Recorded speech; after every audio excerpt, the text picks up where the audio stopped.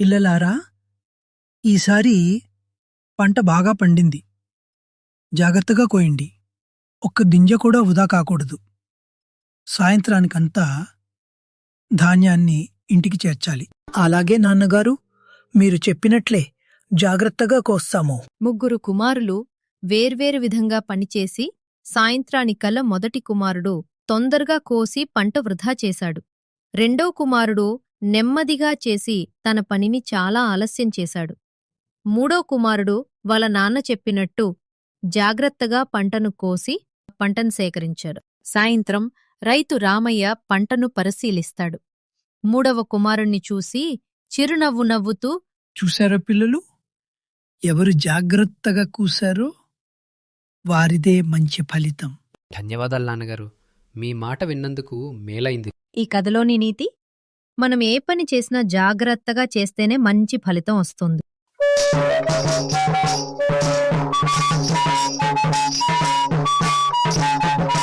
అనగనగా ఒక ఊరిలో ఒక ధాన్యం వ్యాపారి ఉండేవాడు. అతని అంగడిలో ఉన్న ధాన్యంలో సగం ధాన్యం ఎలుకలు తినడానికే సరిపోయేవి.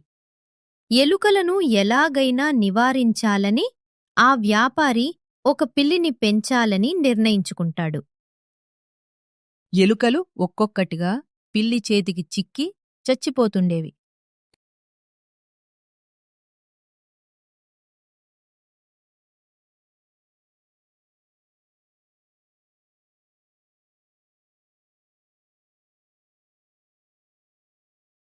ఒకరోజు అన్ని ఎలుకలు సమావేశమయ్యాయి.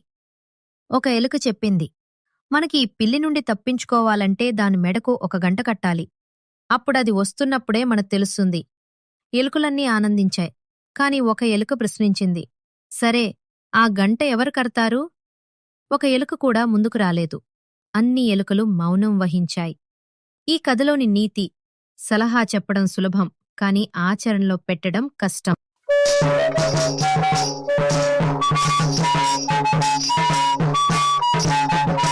ఒక చిన్న గ్రామంలో రాము, సోము, మోహన్ అనే 3 స్నేహితులు ఉండేవారు.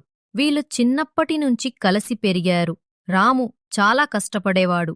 సోము చాలా తెలివైనవాడు. మోహన్ మాత్రం సోమరితనానికి అలవాటు పడినవాడు.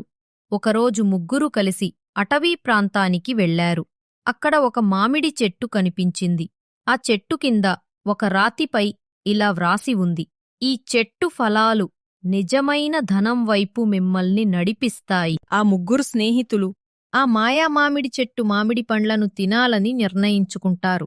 అంతలో ఒక వృద్ధుడు అక్కడికి వచ్చి వారితో ఇలా అన్నాడు, ఈ మాయా మామిడి చెట్టు ఫలాలను తినే ముందు మీ మనసు పవిత్రంగా ఉండాలి.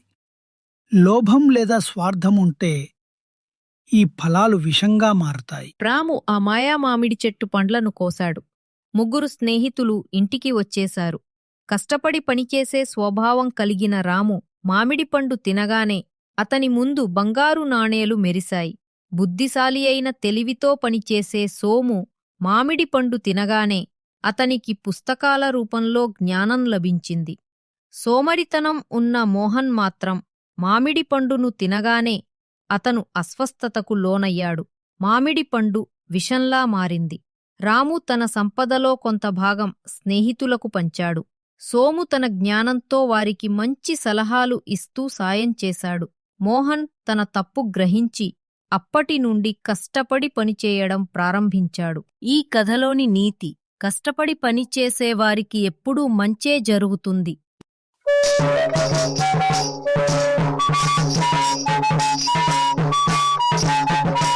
ఒక ఊర్లో గోపాలయ్య అనే నిజాయితీగల రైతు ఉండేవాడు. చిన్నపాటి పొలం, 2 ఎద్దులు, ఒక చిన్న కుటుంబం, అంతే అతని జీవితం. అయితే అతను ఎప్పుడూ నిజం మాట్లాడేవాడు. ఎవరి నుండి ఏదీ ఆశించేవాడు కాదు. ఒక్కసారి ఆ రాజ్యంలో రాజు కొత్త చట్టం పెట్టాడు. ఎవరైనా తమ పొలంలో బంగారు నాణేలు దొరికితే అది రాజుగారి సభకు తీసుకురావాలి. రాజు పరిశీలించి ఆ బంగారు నాణేలు ఎవరికి చెందుతాయని నిర్ణయిస్తాడు. ఒకరోజు గోపాలయ్య పొలాన్ని దున్నుతుంటే నేలలో ఒక చిన్న పాత్ర దొరికింది. అందులో పాతకాలపు బంగారు నాణేలు ఉన్నాయి. అతను ఆశ్చర్యపోయాడు. వెంటనే తన భార్యను పిలిచి ఇలా అన్నాడు. రుక్మిణి, ఇదిగో చూడు, మన భూమిని దున్నుతుండగా ఈ పాత్ర బయటపడింది. ఇందులో బంగారు నాణేలు ఉన్నాయి. రాజుగారి చట్టం ప్రకారం ఇవి రాజుగారి సభకు తీసుకెళ్ళాలి. ఏవండి, నా మాట వినండి. మనకు ఎంత కష్టమో నీకు తెలుసు. ఈ నాణేలతో మనం కొత్త ఇల్లు కట్టుకోవచ్చు. పిల్లల చదువుల కోసం కూడా ఉపయోగపడతాయి. వద్దు రుక్మిణి, ఈ బంగారు నాణేలు మనవి కావు. మనది కాని ధనం వల్ల మనకు సుఖము సంతోషము లభించవు. ఈ బంగారు నాణేలను రాజుగారి సభకు తీసుకువెళతాను. మరుసటి రోజు గోపాలయ్య ఆ నాణేలు రాజుగారి సభకు తీసుకెళ్లాడు. రాజు పరిశీలించి అది అతని పొలం పాత యజమాని వారసుడి నిధి అని తెలిసింది. రాజు ఆ వారసుడిని పిలిపించాడు. కాని అతను ఇలా అన్నాడు. ప్రభూ, నేను ఆ పొలాన్ని గోపాలయ్యకు అమ్మేశాను. ఇప్పుడు పొలం అతనిది. కాబట్టి ఆ నిధి కూడా గోపాలయ్యకే చెందాలి. మీరిద్దరూ సత్యానికి నిలబడ్డారు. నీతిగా నిజాయితీగా ఉన్నారు. పొలంలో దొరికిన ధనం గోపాలయ్యదే. మీ ఇద్దరి నిజాయితీకి మెచ్చి మీ ఇద్దరికీ నేను ఈ ఏడాది పన్నులు మాఫీ చేస్తున్నాను. గోపాలయ్యను ఊరి ప్రజలంతా అభినందించారు. గోపాలయ్య పొలంలో లభించి రాజువిచ్చిన ధనంతో కొంత పొలం కొని అందులోనే ఒక ఇల్లు కట్టుకొని కష్టపడి వ్యవసాయం చేస్తూ భార్య పిల్లలతో సుఖంగా జీవించాడు. ఈ కథలోని నీతి సత్యవంతులుగా, నీతిగా, నిజాయితీగా ఉంటే అంతా మంచే జరుగుతుంది. ఎప్పటికైనా రాజుల, ప్రభుత్వాల మన్ననలు పొందుతారు. మీకు గనక మా వీడియో నచ్చినట్లయితే దయచేసి లైక్ చేయండి మరియు అందరికీ షేర్ చేయండి. మా కొత్త వీడియో అప్డేట్స్ కోసం మా యూట్యూబ్ ఛానల్కు సబ్స్క్రైబ్ చేసుకోండి. ధన్యవాదాలు.